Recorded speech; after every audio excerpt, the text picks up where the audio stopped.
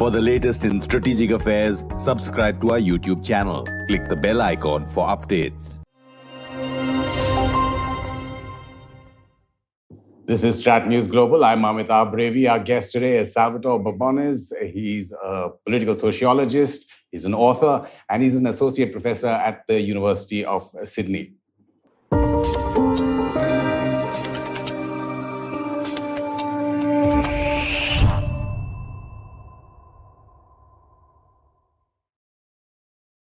Salvatore, great to see you in person. I know you've been on StratNews Global for over 2 years online. We've been doing a lot of interactions with you. You've been having a tough time breathing in Delhi, and it's not just because of the pollution, right? I've had a wonderful time in Delhi, and I've been met with so much goodwill from everyone. Actually, the only hate mail I've had has been from overseas. Oh. So I can't complain about the reception. And is it American or Australian? From America. Salvatore, just getting immediately into it, in terms of course, you're all over mainstream media and social media, but just in case some of our viewers haven't really seen your article or any of that, if you could just extrapolate and encapsulate what your article, which is Creating Waves, is about. In August, in commemoration of 75 years of Indian democracy, I authored a paper for Quadrant magazine that analyzed the three major democracy rankings organizations and their approach to India. These were Freedom House from the United States, the Varieties of Democracy Institute in Sweden, and the Economist Intelligence Unit. All three of them rate India very poorly. And those poor ratings only have arisen in the last 5 years. Even in the early years of the Modi BJP government, the rankings held relatively firm, only modest decline. But all three organizations seem to believe that there has been a dramatic decline in the quality of India's democracy in the run-up to and then following the 2019 elections. Now, I found that very odd. I thought Indian democracy is incredibly robust.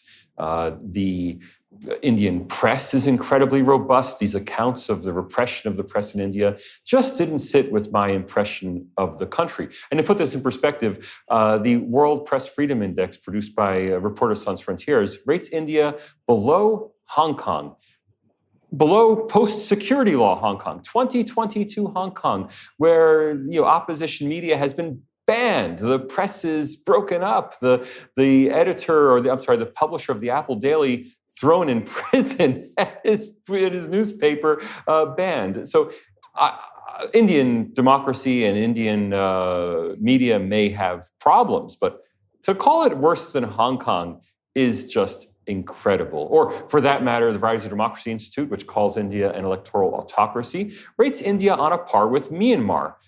Not pre-coup Myanmar, post-coup Myanmar. Now, there's no military junta running India. It's just senseless to talk this way. And so in the paper, I went into the actual textual justifications for the rankings. What are the reasons they give?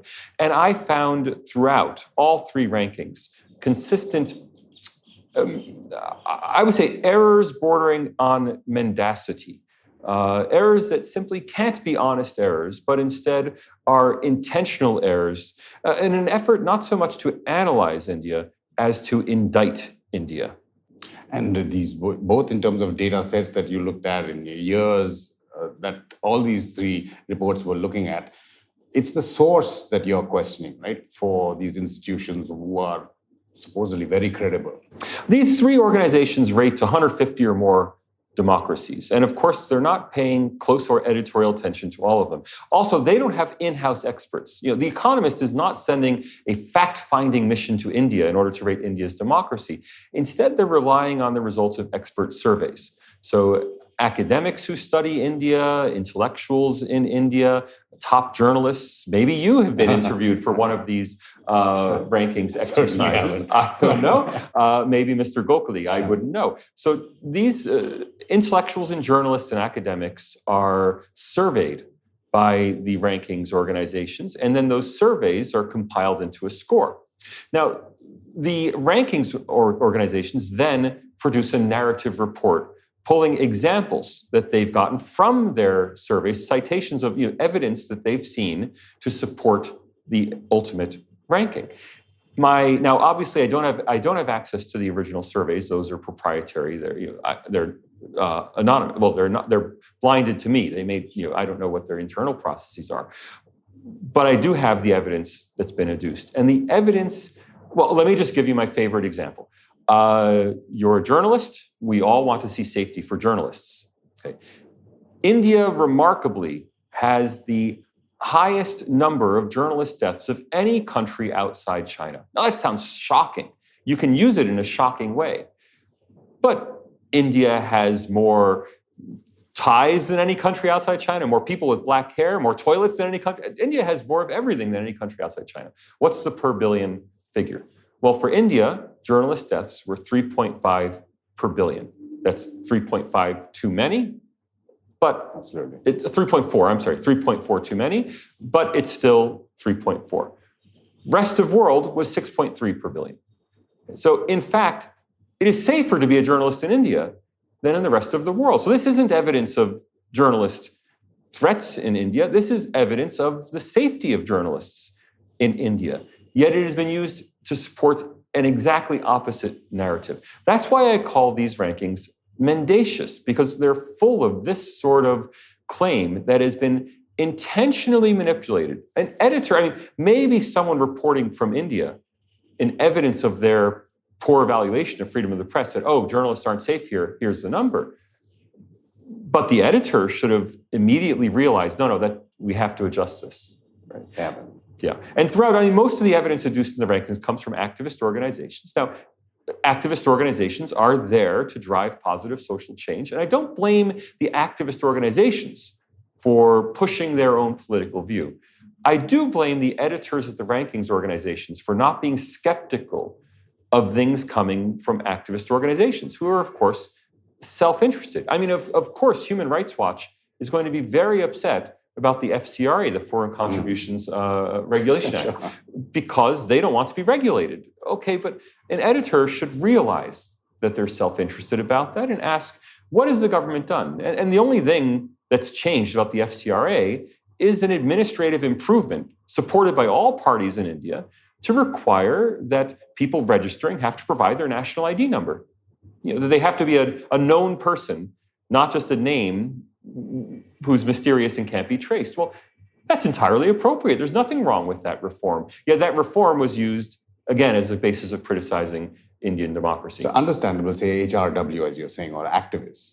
But the other sources who are academics, who again are from such credible institutions, whether in India or abroad, right. What's their purpose?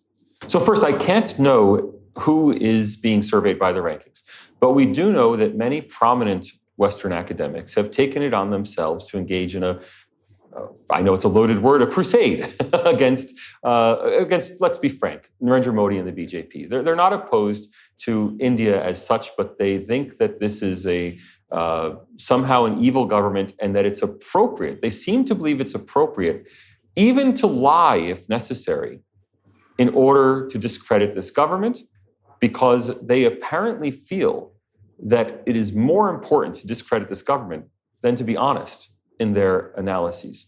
Now, I find that very disappointing. I think the whole purpose of having the sort of role I have as an academic supported by society who does not have to report to anyone, complete academic freedom, our purpose should be to tell the truth regardless. We always say regardless of fear or favor, regardless of speaking truth to power, but the first person we have to speak truth to is ourselves. If we can't be true to ourselves, if we can't report a finding we don't like, then we have no right to our privileged positions in society. Now, why they do this is purely self-indulgence, right? They're simply indulging their own prejudices in their research. But that creates a problem not just for them and their own morality, it creates a problem for India. Exactly. So my next question would be, what is the potential impact of that? Well, despite the internet, despite the plethora of media we have available, in fact, we have an information-poor environment when it comes to Western analysis of India. The only Indian politician even most analysts outside India could name would be Narendra Modi. I've repeatedly heard Narendra Modi called President Modi by very senior people in Australia and the United States. There's a complete ignorance of the Indian system and of Indian politics. In that information-poor environment, a few shrill, I won't say misinformed because they're very well informed, a few shrill voices who misrepresent the facts can have an extraordinary outsized influence on the narrative. After all, if you're the New York Times, the Washington Post, the Wall Street Journal, the Australian, the Sydney Morning Herald, and you want to know about India, you have a question about India, who do you go to? Well, you go to the Harvard professor, the Yale professor, the Stanford professor, the Sydney professor, and I'm not the only one. There are two academics in my own school who have extremely negative views of India based on their personal loathing for Narendra Modi and the BJP. Well, if those are your only source of knowledge about India, the Western journalist, the Western parliamentarian, doesn't have the sophistication to know who to reach out to in India. They only know this small number of Western voices.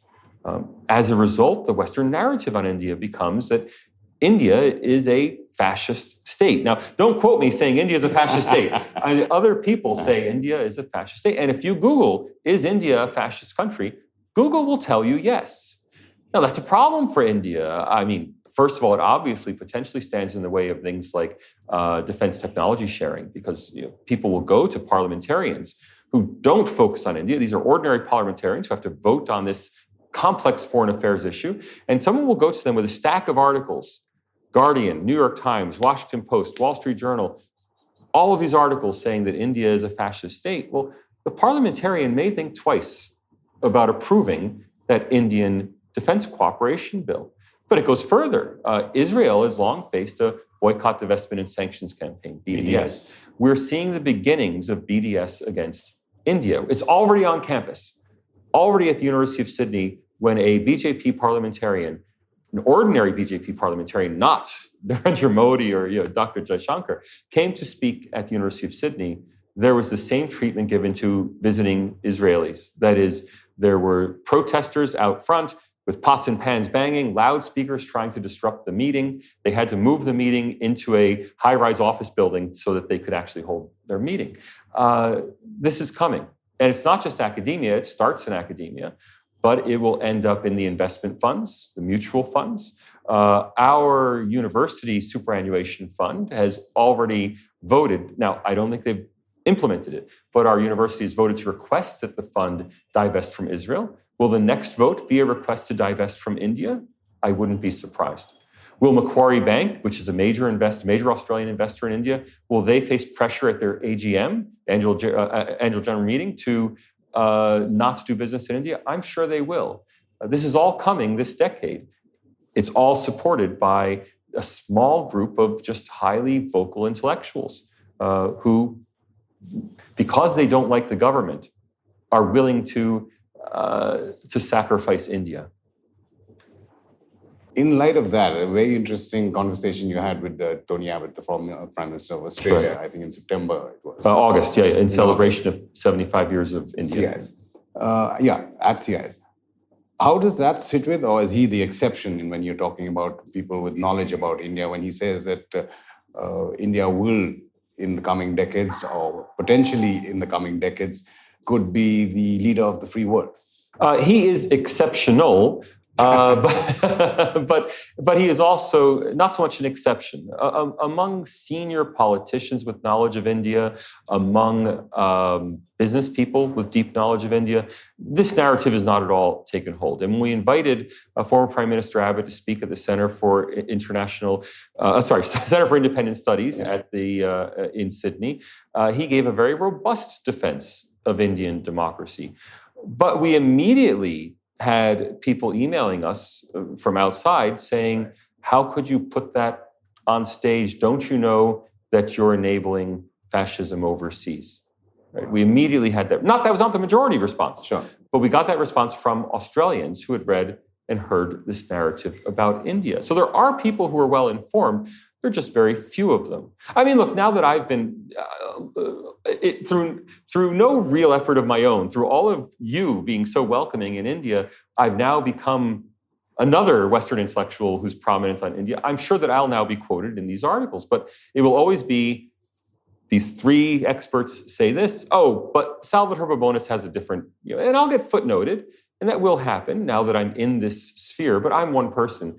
And I have to tell you, around academia, arts and social science academia, I have not run into a single senior academic, not PhD students. I've run into a single senior academic who has a positive view of Indian democracy. Not a single one. In management, in engineering, of course, there are Indian expats who have a very positive and patriotic view of India. But among senior Western social science and humanities academics, I'm sure there's one somewhere, but I haven't come across a single one who has spoken well of Indian democracy instead of poorly. As you said, it probably starts or could start in academia. But again, when you're talking about the impact, you look at institutions like the Quad, which are constantly having this refrain of like-minded democracies. Could it possibly impact things like that in international relations for India? I think it could. Consider the Quad and that narrative of like-minded democracies pushing back against, let's face it, China. I mentioned we all know it's China. That narrative has been diluted since Joe Biden took office in the United States in 2001 and since Anthony Albanese took office in Australia now in 2002. There is a reluctance on the progressive side of politics, the Democrats in the US, Labour in Australia, Labour in the UK. There's a reluctance to be seen to be too close to India. They're still working with India because there are a lot of business interests or defense interests involved. There are a lot of, society, democratic society is always a mix of multiple power bases, but they're certainly less enthusiastic. Biden is notably less enthusiastic about the India partnership than Trump was. Albanese, I think, it's early days, but he seems less enthusiastic than Scott Morrison, his predecessor, was in Australia. Time will tell, but I'm very concerned that, if one side of politics in democratic countries is reluctant to work with India, then there won't be long-term cooperation, because long-term cooperation requires a consensus from both sides. And in each of these countries, it's the side that has an academic, to use the Indian term, an academic vote bank, let's be frank, a Muslim vote bank, in Canada, a Sikh vote bank. The parties on this side of politics, well, they'll deal with India, but they won't wholeheartedly embrace India. And unless both parties in the democratic systems wholeheartedly embrace India, you can't have long-term defense cooperation. You can't have really serious economic integration. You can't sign deep trade and investment treaties. That requires consensus. You mentioned the BDS campaign against Israel, and you were foretelling that it's possible that India could face the same. Could the same happen, say, in the United Nations? I mean, you know what happens with Israel there, but there's always a veto-wielding US to back them. Not that India would want that to happen. Then do we have to rely more on Russia? Does it work? Look, BDS against India has already started. It's not called BDS. The name hasn't been attached to it. But these efforts to stigmatize India are already there in academia, and they're likely to spread to the rest of society. At the United Nations, of course, Russia has long been India's veto on the Security Council. And I think India should be very careful to maintain that relationship. As unpalatable as I personally believe the Putin regime is in Russia, nonetheless, international relations are international relations. Realpolitik is realpolitik. India needs a veto on Kashmir. Let's face it, Kashmir has been repeatedly the subject of the same kinds of mobilizations at the UN as the Palestinian issue has been for Israel. Israel has the US veto. The US is not going to veto UN resolutions or Security Council resolutions. And I don't think India would want to rely so much on the US for an issue like that. Not only that, but you had the US ambassador in Pakistan recognizing Azad Kashmir. Yeah. And now that an ambassador did that is it's a transgression of diplomatic protocol, fine. But that the State Department didn't issue a correction is the telling fact. I mean, many ambassadors, the ambassador there is a career diplomat. Career diplomats often get very, let's say they fall in love with their subjects sometimes, and they want to be a bigger player than really a career diplomat has any right to be. All right. Why didn't Antony Blinken instantly issue a clarification, or the State Department spokesperson? And that's concerning, that in the United States, my impression is that there's a broad consensus among the foreign policy establishment that it's actually India that's at fault in Kashmir. And I've heard that not only from Democrats, but also from Republicans. I've heard it from one very senior Republican who's been in the Oval Office, not a president, but has been in the Oval Office as an advisor, who said flat out, India has to pull out of Kashmir and have a referendum, or we can't do business. That's a real threat to India. So yes, keep the Russian veto. Look, India has historically had good relations with virtually everybody. I would say right now, the only country in the world with which India has actively bad relations is China. And of course, there's always the Pakistan issue. I am much more confident that the Pakistan relationship will be solved long before the China relationship. If we look out to 2030, 2040, 2050, there's no reason why India and Pakistan can't be friends. India and Bangladesh are friends. I know there's the heritage of partition. There's the multiple invasions from Pakistan. There's a support for terrorism. Look, I'm not excusing Pakistan. I'm saying that it is I can imagine realistic scenarios in which Pakistan comes to the table, where Pakistan wants Indian investment, where they want Indian IT companies to operate in Pakistan and help do training, where they want Pakistanis to have ease of visas and ease to be able to do business in India. I can imagine CCP. I can't imagine China and the CCP. I can't even imagine if the CCP falls and we have a democratic China. I suspect even a democratic China would be at odds with democratic India. But other than China, India has the broadest support around the world of any country. So things are pretty positive as long as India does not become stigmatized by, quote unquote, the West, by which we mean fundamentally by the United States. How does India not do that? Or what does it do to not get stigmatized? I mean, you don't want a rosy picture to be painted, which is not the real picture either. India needs accuracy. It doesn't need public relations. It needs accuracy. Now, I'm doing my own small part for that, but what we need is more people doing that. Now, the government of India could help. If the government of India wanted to help, instead of issuing this sort of angry blanket denials that we see, whenever a ranking comes out that the government doesn't like, there's an angry message released. Look, that may play well for domestic politics. And let's face it, people in government are politicians. So maybe their purpose is not so much to correct the record as to play to domestic politics. You'd be more an expert on that than I am. But if they want to correct the record, they can provide the data. For example, our data on journalist deaths doesn't come from the government. It comes from an NGO that collects the data. If they misrepresent the data, who's to know? Because they're collecting it. Our data on FIRs for sedition. Okay, the government does publish data, but it's not easy to access. It's not easy to use. India is home of TCS, Wipro, all these incredible firms. So why shouldn't they? Hire one of them to do a data portal for the Indian government and just have a first-class data portal that makes everything easily accessible. If the government puts some modest resources into collecting and publishing data, it would make it much easier for, not just for me, for people like me who just want to get at the truth, to get at the truth.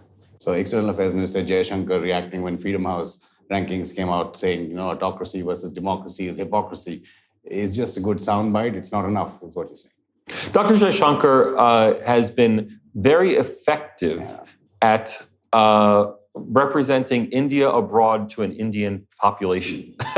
He's a very successful and a very accomplished international affairs, both scholar and practitioner. But let's not forget he is a politician.